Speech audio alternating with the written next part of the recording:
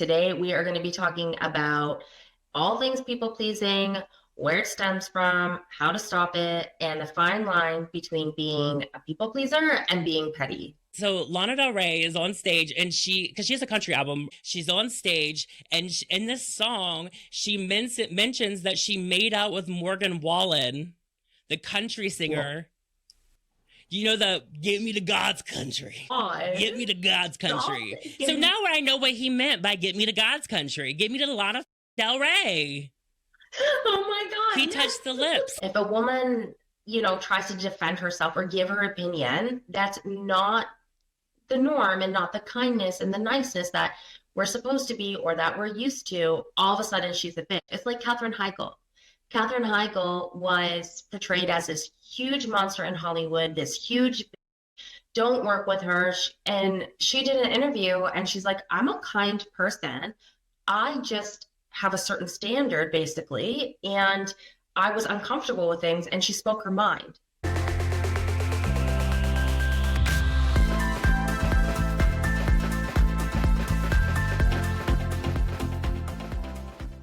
I saw the worst thing on the internet today. Okay, I'm going to lead this episode with my low light.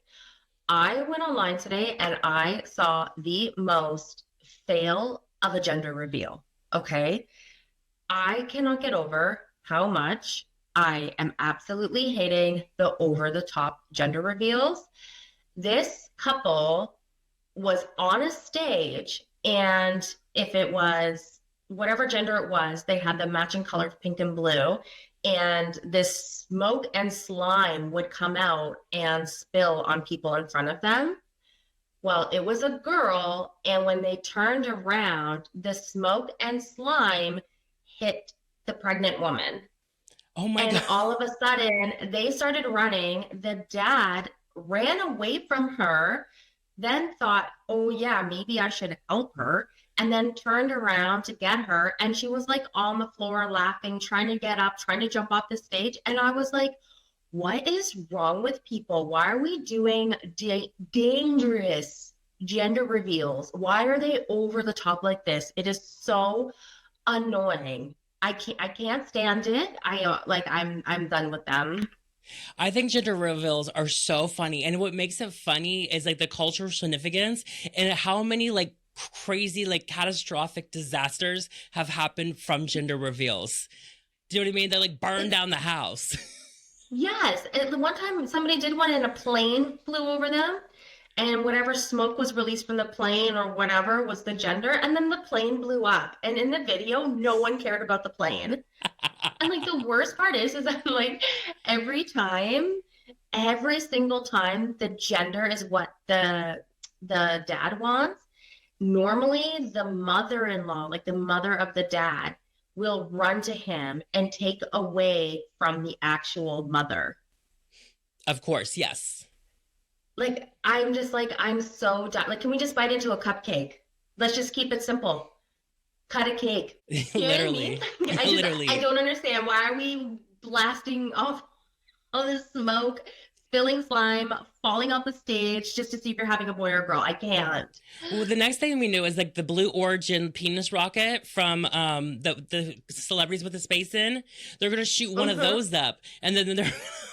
Stop it. They're going to blow one of those up in the sky. Stop. It's coming. It's coming.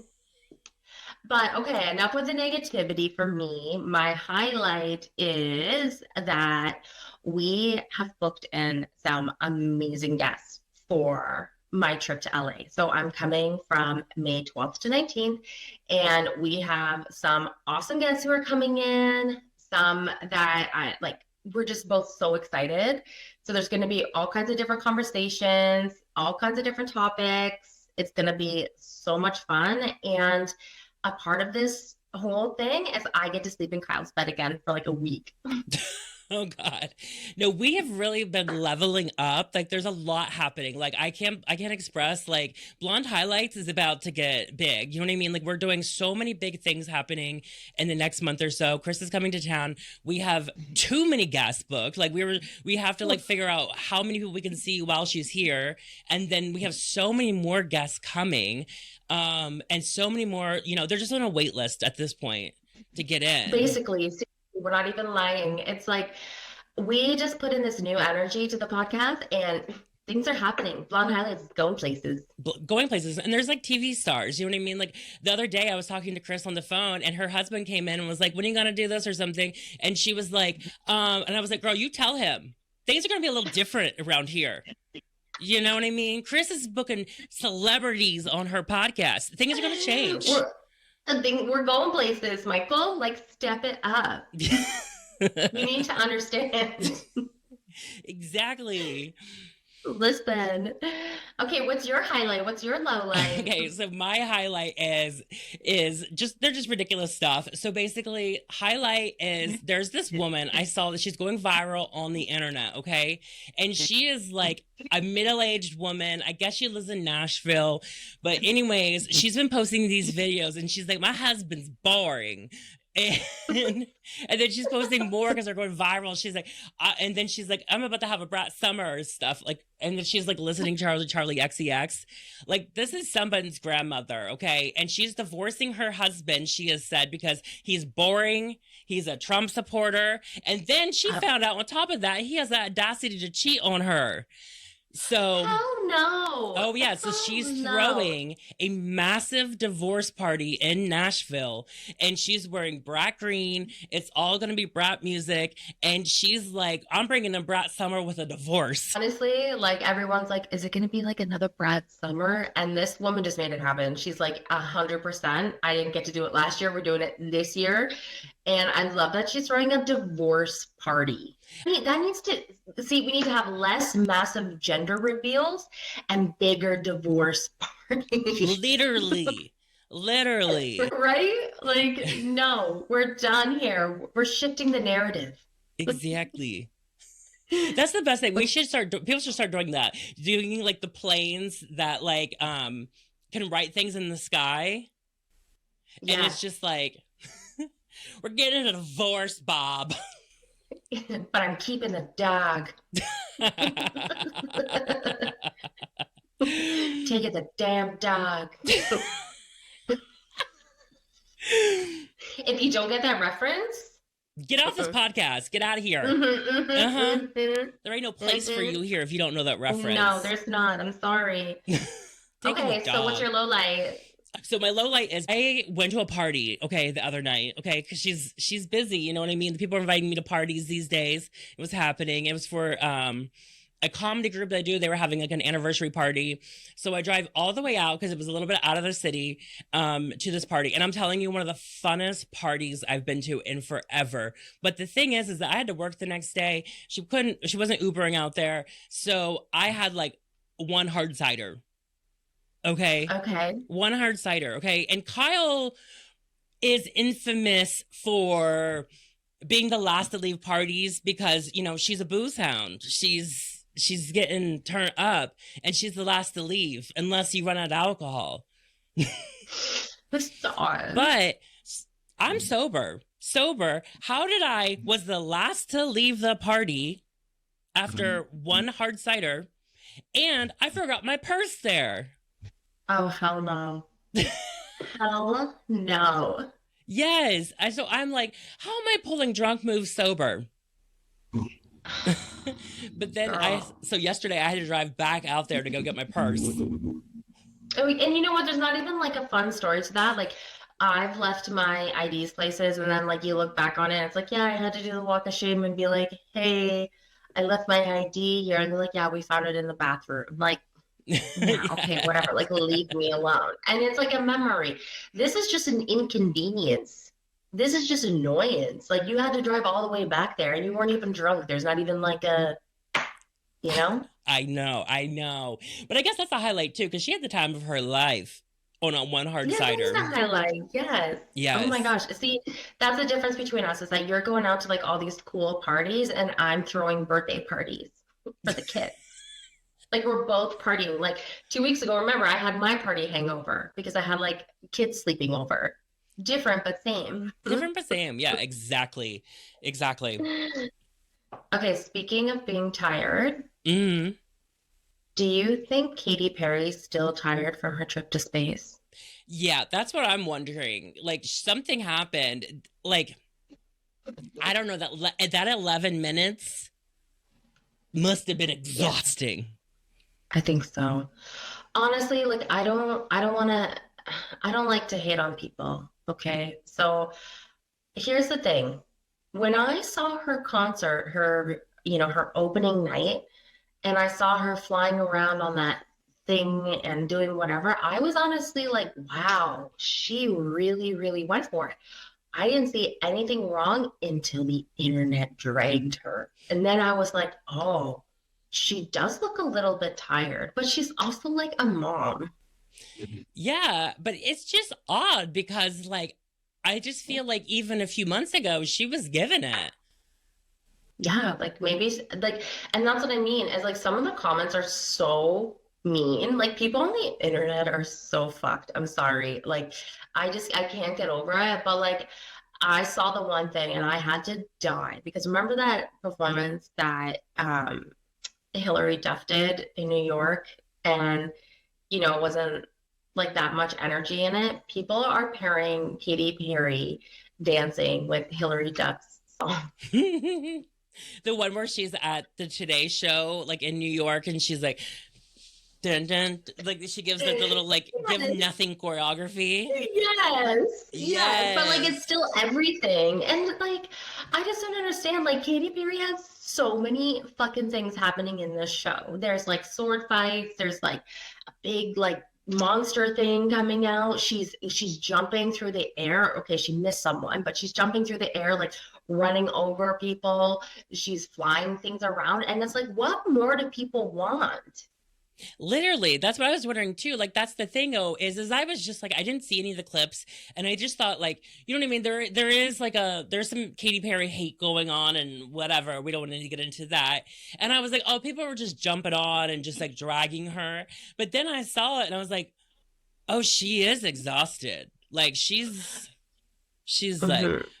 right turn, move, head up, down, let's go. Like, but here's the thing though, like again, I didn't notice it until I started seeing the comments, and then I was like, oh, okay, yeah, I do see it. People were like, it looks like a dress rehearsal.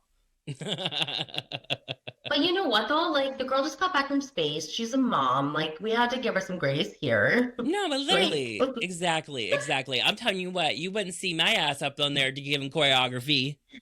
okay, well, and this is the other thing. It's not like everybody who's ripping her apart. It's like, could you even do half of these moves? Like, no. Okay, so my gossip, we're going country, okay, for two things I have to bring up that's happening. One, because Stagecoach is happening right now, which is like the country music Coachella. Yes. And it's the same location. It's the next week after. It's the same everything, but it's country music. And then they have like some non-country artists there. And Lana Del Rey came on. And you know what I mean? We love everything Lana does. Duh. Like Lana's an icon. I've met Lana. I've done Lana's hair before. You know what I mean? Like we're not friends, but like in my head we are. But Yes, anyways, of course. there's a lot of parallels. But anyways, so Lana Del Rey is on stage and because she has a country album or whatever it's being called now, gothic country, southern gothic, or I don't know what it's called. But anyways, she's doing country. She's on stage, and in this song, she mentions that she made out with Morgan Wallen, the country singer. You know the "Get me to God's country." God. Get me to God's country. Get So me- now I know what he meant by "Get me to God's country." Get me to Lana fucking Del Rey. Oh my God. He yes. touched the lips. And then, but honestly, like she didn't say it as in like it was a good thing. She said it as in like, I'm sharing a deep, dark secret that I'm extremely embarrassed about. And he wants it again. Yes. She's like, it got to his head, and she's like, don't go ATV eating with Morgan Wallen and when you're out west. Stop it. That's so funny. Yes. But no, she's cool. She sounded good because I know there was some issues with the audio during her last year's Coachella performance, which who cares? It was iconic. And then I saw where she performed with Jelly Roll too, who I like. He's a country singer, rapper turned country singer I like. But anyways, I was like, I gotta share that. You know what I mean? Because I heard no one else say that that's what God's country was. That's so funny. I've been loving all the Stagecoach outfits though. Yeah, they're cute. They're so cute. Like Paris Hilton looks adorable. I don't know if you saw her outfit. Oh my God. She looks like next level. But I just feel like everyone really stepped up their outfits this year for Stagecoach. They really did. You know what I mean? And it wasn't in like tacky, cheesy, whatever. Do you know what I mean? They were cute. They were sexy. They were cute. It was giving country, but it wasn't giving like, I went to a costume shop. Yes. It's not giving like Western. Yes. Western. Yes. You know? Yes. But I think the country aesthetic can sometimes be a little cheesy. Do you know what I mean? Like yes. Yeah, you know, like, I mean, I don't know. Like, I grew up deep in the country, like very country. And people weren't wearing cowboy boots and cowboy hats. No. I mean, like, I think there's definitely like a cute way to do it. And this year, they nailed it. They nailed it. They nailed it. All the girlies are dressing and it's coming out hot. Yes. My last thing, and I want to share that, and this could have been my highlight actually, but it is like a pop culture kind of moment, and I just thought it was really amazing, is my favorite country singer of all times, and always will be, is Miranda Lambert. Oh my gosh, yes, I love her. Love Miranda Lambert. I've seen her in concert. Like, she's better in concert than she is on the albums, because she gets like a rock to her. Like, it's rock music a little bit. Wonderful. Anyways, it was like some anniversary of her first album from Kerosene. And Miranda Lambert, despite being the queen of country, has always been an outspoken supporter of the LGBT community because her brother's gay. And he's like married to a man. Well, to celebrate the anniversary, her brother threw a Miranda Lambert drag contest. Stop it. Yes. That is so much fun. And it's so iconic because this is something like Cher would do, or, you know what I mean? Like Dolly Parton. Like, this is how this happens, you know? But anyway, so it was like all these drag queens dressed as Miranda Lambert performing her music. And she was hanging out with all the drag. She was taking shots of tequila, getting wild, having a blast. And I just thought, like, I freaking love that. Like, when it's not as easy to be a supporter, not as easy to do whatever. She's like, listen, I know how to have a good time with tequila shots and drag queens dressed as me. She's like, I am here for it. You guys do what you want. Like, this is all about me. I love that. Me too. Ugh, that's so much fun. So much fun. See, that's what we need. We just need more fun parties like that in life. Exactly. Like, have a good time. That's all we need to do. You know what I mean? Yes. Like, okay, let's get into our topic today. If you grew up as a people pleaser, this episode is all about you. So buckle up. Let's get into it. Yeah, and I think people pleasing, this is a topic that is so near and dear to my heart. And I'm really surprised that we haven't already done this topic because, like, I am such a victim of being a people pleaser. Seriously, I feel like, especially the millennial crowd, I feel like we grew up in a society where we had to people please. It was always very much like, you cannot speak your mind to anyone who has any position of authority over you, any sort of adult. You just have to, yes, ma'am, no, sir. Do you know what I mean? And I feel like that really has done a lot. I know for myself, it has done a lot to me, and being a people pleaser throughout my whole life and just trying to keep peace and like, okay, if I just play nice, everyone will like me and everything will be fine. Exactly. And I think that with my situation, you know, I was a very odd kid. Do you know what I mean? Like, wasn't popular. I didn't have a lot of friends. It was very different. I was, you know, being trans, I was an extremely, extremely feminine little boy growing up. And I always felt like something was wrong with me. Do you know what I mean? And so I had such low self-esteem about myself. So I thought for the only way that people could like me is if I was an absolute people pleaser, and I would never say no to anyone. I would always do exactly like what everyone said. I would minimize myself to be lower. Do you know what I mean? Like, I always was putting myself below everyone else because I felt that something was wrong with me. So I needed to suck up to everybody for them to even tolerate my existence. 100%. I know exactly what you're talking about because I feel like it really just stems from childhood. And I think it stems from not necessarily just like the home environment that you live in, but just the society and the culture around us, especially at that time. Everything in the media, especially for, you know, I know myself, like being a young woman, there was always this pressure that you had to be nice, you had to be polite, you had to be a good little girl, all of this. And I think that really went in and transpired into my young teenage years where the same thing, it was like, okay, if I just put everybody else's needs before mine, even if I'm unhappy, even if I'm exhausted, they're happy, I'm liked, there's zero problems. Exactly. And I think that can lead to so many, you know, problems in adulthood. And so it's something that like, but we are conditioned to think that that's completely normal and to think that that's the way it should be. And I think one thing is definitely with like gender too. Uh-huh. There's definitely a lot of like a rule of like a woman is to be pleasing of everyone's needs for sure. Yeah. And her needs come last. And I think that people pleasing, if you're growing up that way, it can be very dangerous as you get to be a young adult or even as a child. But in your relationships, like I feel like people pleasing puts such a strain on your self-worth.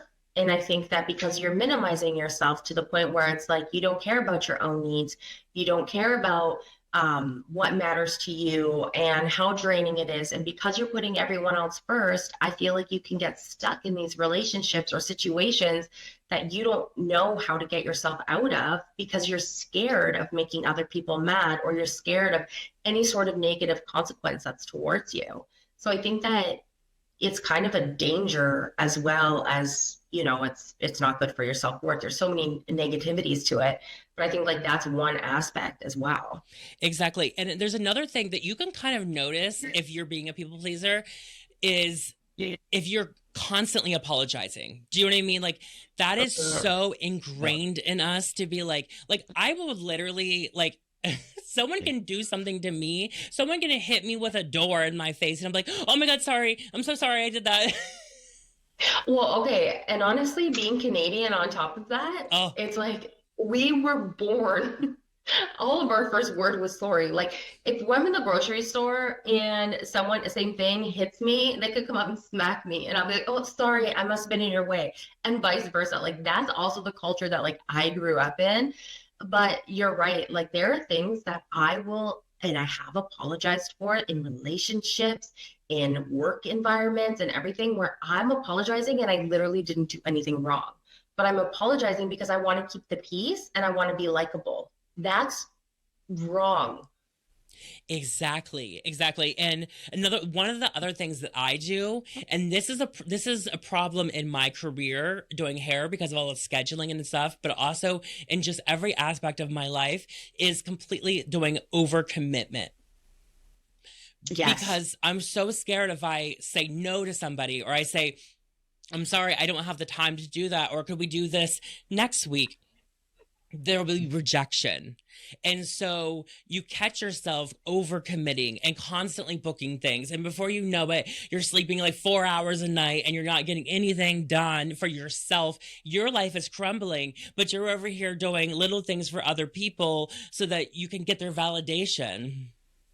Yes. And for me, it was always just the fear of having people being mad at me. I don't know like what that stems from, but literally like, and I know that people in my life have taken advantage of that because if I would say no to people, and I'm happy that this is something that I've really grown out of. If I've said no to people, I would be so scared, not looking for their validation, but just like, please don't be mad at me. Like, don't be mad. Okay, are you mad at me if I do this? Are you mad at me if I don't do this? And I would have so much anxiety about keeping other people happy and just so they're not mad at me. And it's like, for what? I'm literally like melting down trying to keep my head above water just to keep other people happy. So there needs to be a fine line between, maintaining your relationships and having balance, as well as making sure that you're not doing things that you're not comfortable with. Exactly. And it's like, we should be kind to each other. We should help each other. We should do things for each other. But it also, you should want to do that if we want to do it. If you don't want to do it, you don't have time. You don't always have to do it. Do you know what I mean? Like, you can't just, people can't, like, you shouldn't be dependent on somebody's liking you because you got to do this for them at this time or do that. It's your friendship and your closeness with other people shouldn't be dependent on you always saying yes, or you always being there at this time to help them, or you always doing everything for them, because people will take advantage of that. That's happened to me like so many times. And here's the thing too, is that when that starts happening, it really starts to show the lack of respect that that friend or family member or person, whatever, has towards you, because they know that they can get whatever they want from you, but they don't care that maybe it's stressing you out. They don't care that maybe you're going home exhausted because you've just done everything for them. But I think this also stems to like how you said about being kind. It's like, I think because we were grown up as like, you need to be nice to everyone. You need to be polite to everyone. You need to, make sure that you're likable. I think that we need to sort of start to distinguish the difference between being kind and being nice. So you can be kind-hearted and like genuinely do things because you care or because you just have like a kind mindset. But then being nice sometimes gets all the way to the point of you're being so over the top nice and trying to be just like something that other people want you to be all the time. And I think that you can really start to fall into that nice trap when really you need to step out and just be kind, because also being kind means you're being kind to yourself as well. Yes. And there's always this analogy between the US's two biggest cities of New York City and LA. And people say that New Yorkers are kind and LA people are nice. And basically what they mean by that is like a New Yorker will be like, get the fuck out of my way. Or like, you know what I mean? But if something happens, they're going to stand up for you. They're going to fight for you. Your tire's blown out on the side of the road. They're going to help you fix that tire. Where you come to LA and everyone's going to be like, hi, you look beautiful. You're always so great. Let's get together for dinner. And then like never do that. And they're not going to help you do anything, but they're going to be so kill you with niceness, but is it really that genuine? And that's kind of like an example. And I'm not saying that that's 100% true, because native Angelenos and a lot of Angelenos are some of the best people I've ever met in my life. But that is an analogy that is used between the two cities a lot. I agree with that. And there's one thought I just thought of is, like the thing is with the overcommitting and constantly is people start to respect you less, because think of it this way, like an Hermes bag. Okay. The reason that they are so respected, so sought after, is because of the exclusivity of it. You can't just go in and buy one. One, they're expensive as hell, but also you can't just go in and buy it. There's a whole system. It's exclusive to get a hold of one and to get certain models. And so people respect them so much, but also like a bag that you can just go and grab anywhere that's affordable and whatever. People don't have a respect for that brand name as much. And it's the same thing. If you were just constantly going to always say yes and always be available for everybody and always put yourself last, they're going to respect you less. Exactly. I think that like as you're saying this is really just making me realize like the more that you project to the world that you respect yourself, the more that you project to everyone around you that you have a lot of self-respect and like you're going to put your needs first to a degree, and you're going to make sure that like you're happy, the way you treat yourself will then start to reflect the way that other people start to treat you. Like you're right. Like if you're always available, you're always being run down, you're like the $5 bag from whatever, like TJ Maxx, whatever, people are just gonna, you're right, take advantage. But if you just start showing like, no, like this is how I respect myself, this is how I treat myself, people will start to know that and they will start to mirror that. 100%. Yes. And you know what? I think that lately I feel like, so from when we were growing up, like especially me again, it was like be a nice girl, be whatever, you have to be nice, you have to be kind. But I feel like there's been this shift in just the culture as a whole where it's like, no, you don't have to be nice and pretty. Use your voice. Like I feel like, there's so much advocacy now for especially young girls to start using their voice to, self-care, all of this. And I feel like there's been a huge switch where now people are starting to stand up for themselves. And even just the amount of work that I've had to do on myself to like reteach myself to not be a people pleaser, it takes a lot of effort. But I feel like the younger generation is already coming out of childhood as someone who's going to just stand up for themselves. They're not going to take the shit. They have no problem, telling their boss up. They have no problem doing certain things that we were taught was like, you absolutely do not do that. Yes, I see that a lot. And I think that maybe they are, maybe because of the digital age and because of how connected they are to us older generations. No, like people that are a little bit older than them or older generations, they can see that like because we learned this the hard way. We're at like I'm my mid 30s and I've really learned in the last few years that there is consequences of being such a people pleaser like that. And you do become burnt out by people. You start to constantly resent people. You're completely burned out by society. Like it's just like you start to feel like unfulfilled and whatever. And I think that that's a natural cycle to kind of happen as age progresses. But they're learning that from us. At the same time, we're learning it, because we're sharing this on social media. We're talking about these kind of things, even just society. We're really learning to say, hey, this isn't exactly how this should be. Exactly. People are speaking out now. And I think that, especially the generation that's even older than us, they're seeing it as a sign of disrespect when people are speaking out and they're being opinionated. And it's like, no, it's called just being yourself and speaking your mind.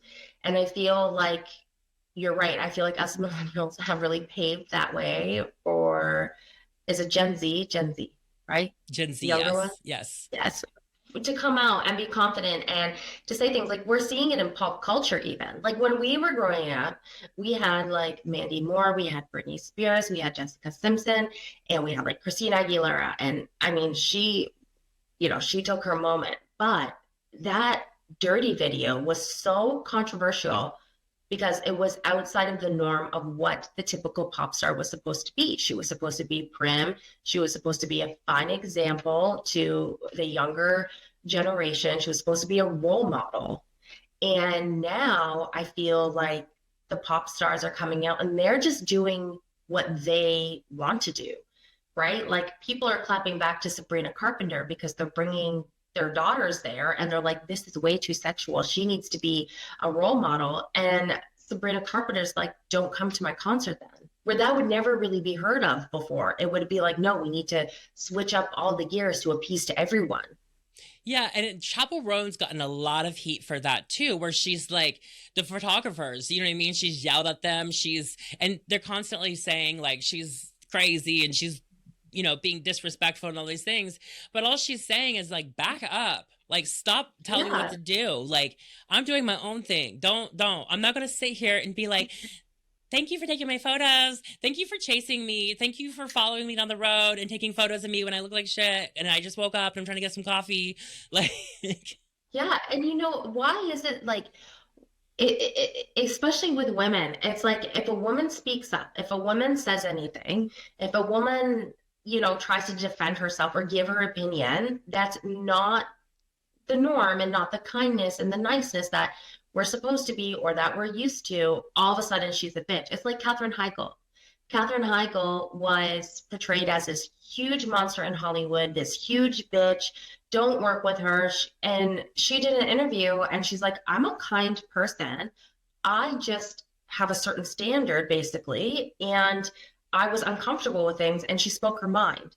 And then all of a sudden she was, blacklisted for a little bit. Exactly. And that's the thing too. I think that there is a lot of times a hierarchy of society that people put into place. And so I think women are definitely victim of being kind of pressured into the people pleasing. But then even as you go down, you know what I mean? Let's just like, even with trans people expect like, well, if you're going to be here, you need to be behaved and you need to be good and you need to be act a certain way, look a certain way, do a certain thing, because you should be begging for us to approve of you.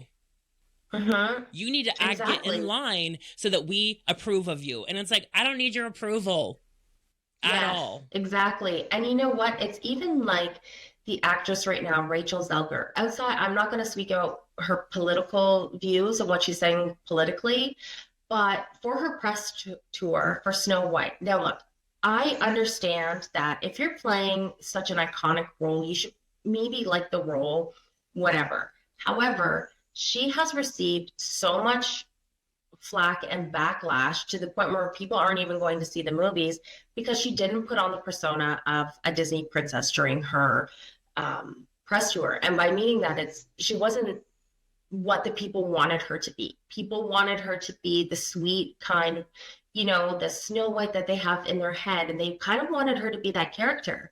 But her as a human, she's like, no, she's like, the story's ass backwards and we need to start making changes. And she had a real raw opinion. And because of that, I feel like she just got dragged through the mud.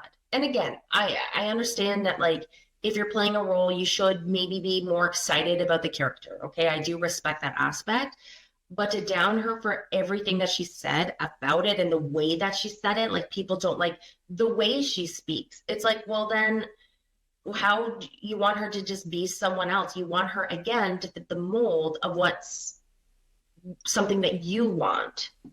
Exactly. And I think though, I don't know, maybe people may not like me saying this, but in my career, I've worked around celebrities for the last 15 years, my whole adult life.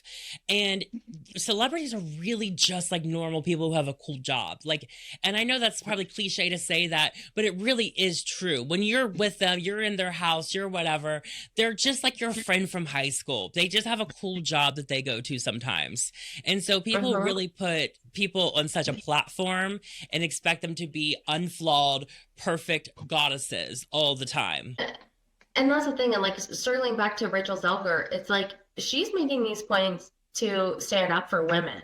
She's making these points to try to create more of a stronger narrative towards women where it's like, you don't need a prince. And again, it's like, once again, it just falls into the category of, you know what, it's not what we want. We want nice. We want a bubbly Disney princess on tour and on press. And I just think it's bullshit, because when men do this shit, they can get away with it left, right, and center. Men can be whoever they want to be, when they want to be, where they want to be, and they get away with it. Women, you have to fit the mold or else you're in trouble.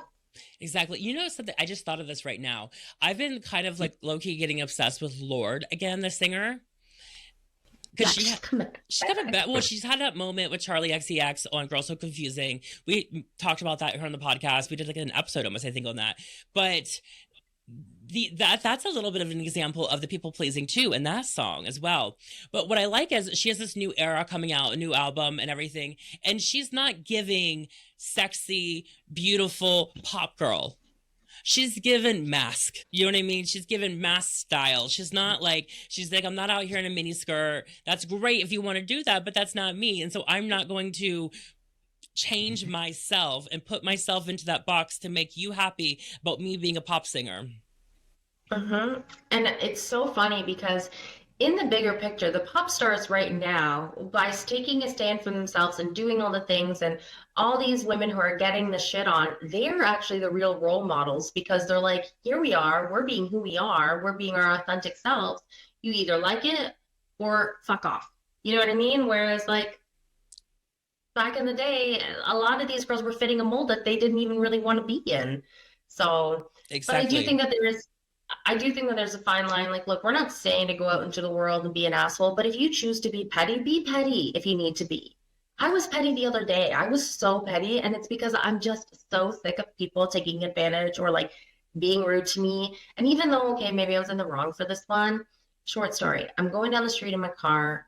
A woman driving a bus is coming, and like I pull over, but like I guess not far enough, and she rolls down her window and she's like, "Do you not see him coming down the road?"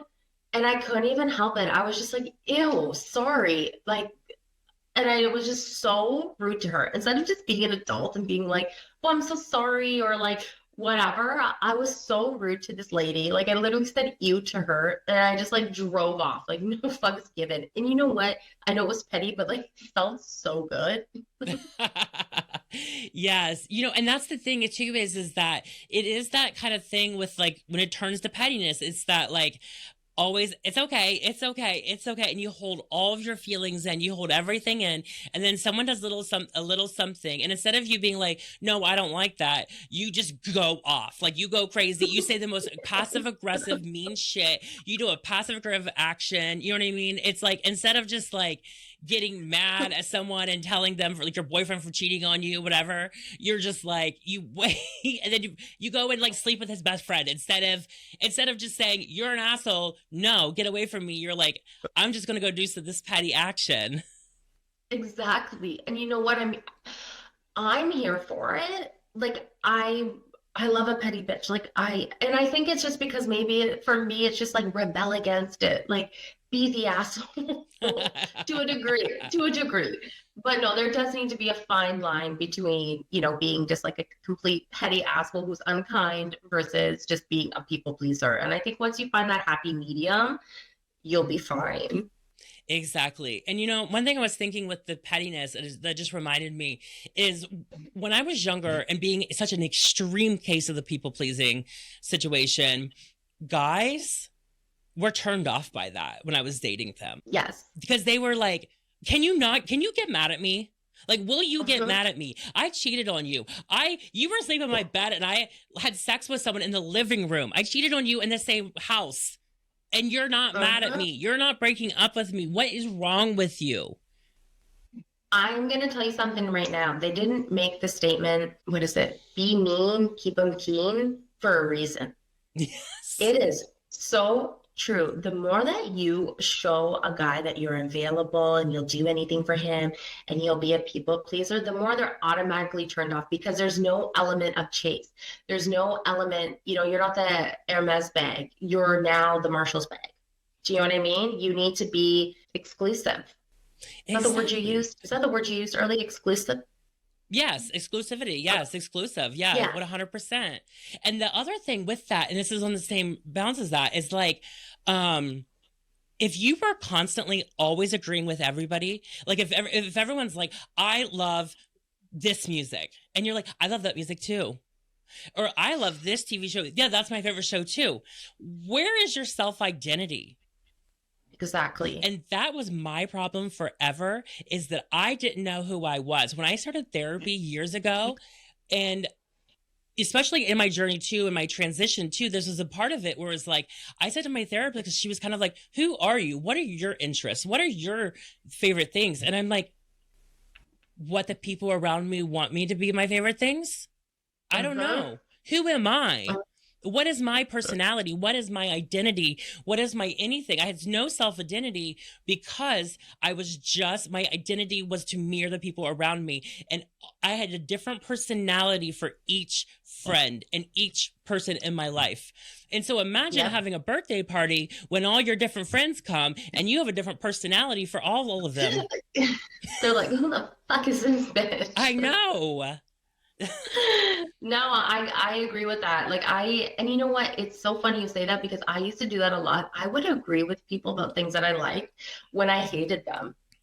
And it gets to a point where it's just like, you need to bring something to the table that's you, because that's what makes life exciting. If everybody likes the same thing, if everybody is agreeing just to agree, You know what I mean? Like once I started, and it's the same thing, once I started just being myself and being like, no, I don't like this, or actually, I prefer this, I felt more comfortable in myself and I actually felt less anxious around people.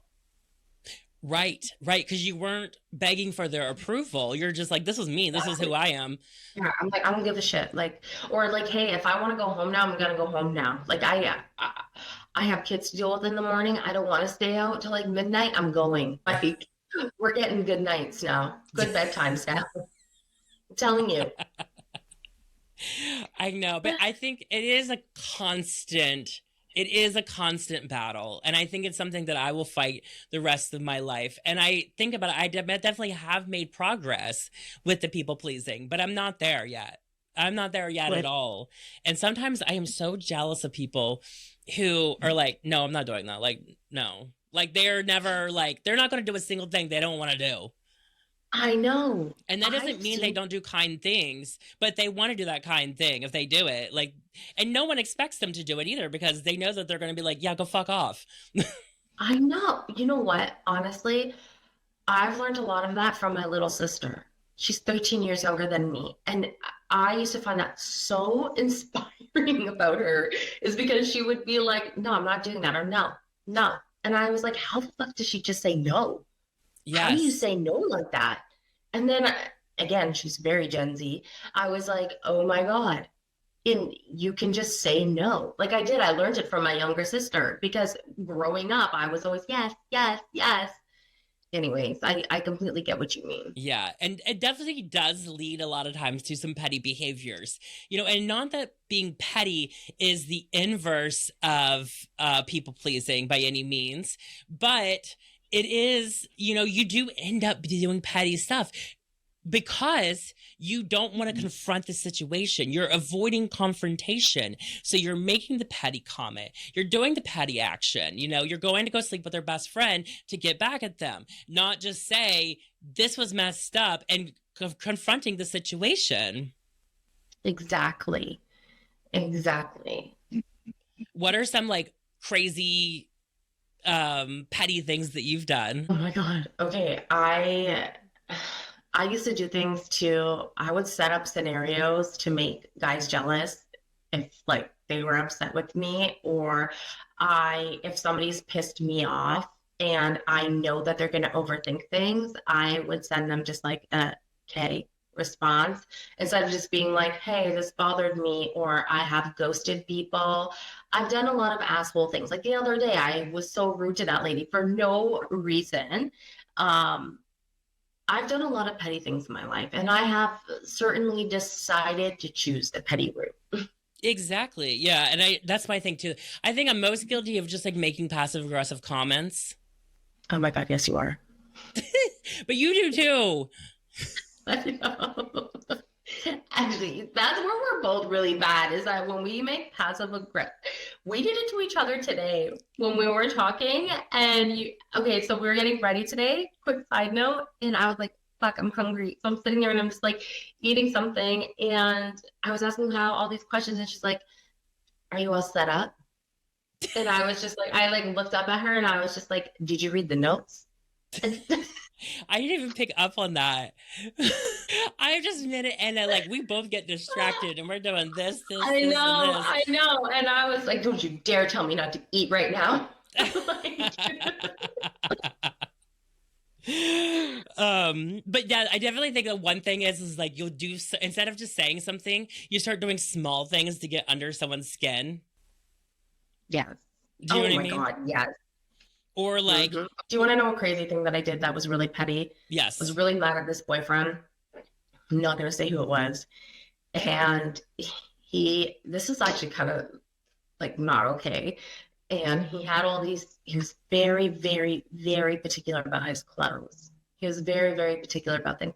And so I went in and I cut little tiny holes in his shirts because he had done something that pissed me off so much. And I did that because I knew that it was just small enough to the point where it was annoying. Like it wasn't like a big rip where it was like, oh my God, I gotta get like a whole new shirt. It was just like small enough where it's like, fuck. And so I cut these little things, or then I went in and he loved everything to be alphabetical. And I would go in and I would move things around. to change the alphabetical orders. That way, when he would open it up, he would be like, oh my God, like, and he would have like a little mini freak out. But then this other boyfriend, he was so verbally abusive to me that, and he was very OCD with everything. And he would like put things on the counter and then I would move things. So he would go and get something. He'd be like, where's my gel? Let's just say. And I would hide it. And he would spend so much time looking for it. And then when he came home, I would put it in like the most obvious looking spot. And so then he would see it and be like, how the hell did I missed it? And like, Oh my, I know. that's hilarious, I don't know actually. if that's psychotic or petty. I don't know. I don't know. Yeah, I definitely like when I use the example of sleeping with someone's friend or something, I slept with somebody's a business relations contact situation. I can't tell the story. I can't because I like the people involved, but I did something really shady once. And like, I know this act of defiance. I know this situation. And I didn't do it just because of that, but I did. She did. It was like a She did. business relation kind of situation. You know what I mean? See, that's like a healthy petty. I think mine is just psychotic a bit. Maybe I need more therapy. I would say that one of the funniest things that I've done that was very petty was when I was in college. I worked at a hair salon too, but then I would get like winter help jobs. Okay. And so I got a job at Forever 21 doing Christmas help. Okay. It was minimum wage, which this is like 2009. So minimum wage is like $5 an hour or something or less. And I got hired at Forever 21 and it was an absolute nightmare. The managers were a nightmare. Everything was a nightmare about the situation. But I was like, just going to collect this check throughout Christmas. And so they wanted us to do so much for so little. So I just pretended to be really stupid.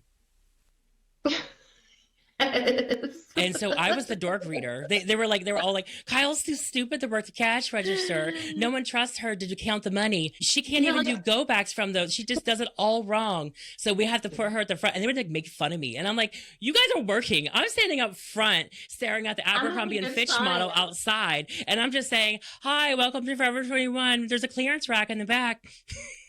Yes, you're like, I'm the smart one because I'm not busting my ass here right now. I'm chilling with a view. Exactly. Another one I think that is really something is that when somebody is sending you a lot of stuff in Chat GPT format, even though they know that that's like one of your pet peeves.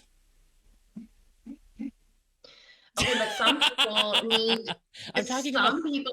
Some people need to use Chat GPT to help spit things out in a format because their brain can't formulate it. So it's just a good tool. It's a tool for some people with brains like me.